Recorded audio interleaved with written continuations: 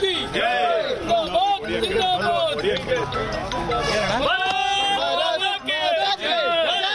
माता के जिंदाबाद जिंदाबाद बीजेपी जिंदाबाद जिंदाबाद जिंदाबाद हಳೆ ಸಿಟ್ಟು ಹಳೆ ಸಿಟ್ಟಿದೆ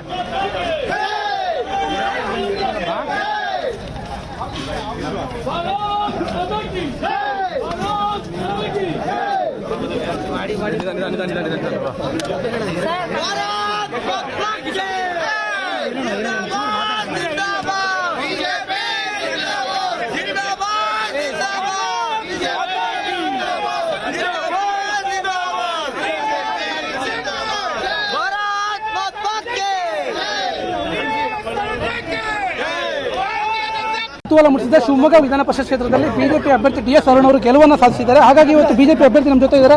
ಅವ್ರನ್ನ ನೆನಪಿಸ್ತೀನಿ ಸರ್. ನಿರೀಕ್ಷೆ ಬಿಜೆಪಿ ಅಭ್ಯರ್ಥಿ ಗೆಲುವು ಸಾಧಿಸಿದ್ರಿ ಸರ್. ಬಿಜೆಪಿ ಅಭ್ಯರ್ಥಿ ಗೆಲುವು ಸಾಧಿಸಿದ್ರಿ ಸರ್. ಏನ್ ಹೇಳಕ್ ಇಷ್ಟಪಡ್ತೀರಾ?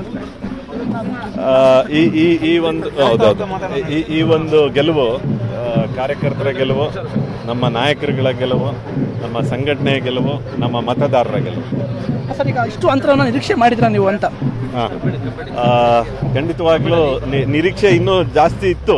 ಆದರೆ ನಾವು 400ಕ್ಕಿಂತ ಹೆಚ್ಚು ಮತ ಡಿಫ್ರೆನ್ಸ್ ಇಂದ ಗೆಲ್ತೀವಿ ಅಂತ ಖಂಡಿತ ನಮಗೆ ನಂಬಿಕೆ ಇತ್ತು. ಸರ್, ಈಗ ಯಡಿಯೂರಪ್ಪನವರು ಕೂಡ ಬಂದು ಸಾಕಷ್ಟು ಪ್ರಚಾರವನ್ನ ಮಾಡಿದ್ರು. ಅದು ಒಂದು ಕಡೆ ಪ್ಲಸ್ ಆಯ್ತಾ ನಿಮಗೆ ಅಂತ? 100%. ಮಾನ್ಯ ಯಡಿಯೂರಪ್ಪನವರು ಈ ಕ್ಷೇತ್ರದಲ್ಲಿ 9 ವಿಧಾನಸಭಾ ಕ್ಷೇತ್ರಗಳಲ್ಲಿ ಅವರೇ ಮತಯಾಚನೆ ಮಾಡಿರೋದು ತುಂಬಾನೇ ನಮಗೆ ಇಡೀ ನಮ್ಮ ಇದಕ್ಕೆ ಟೇಕ್ ಆಫ್ ಆಗಿದೆ.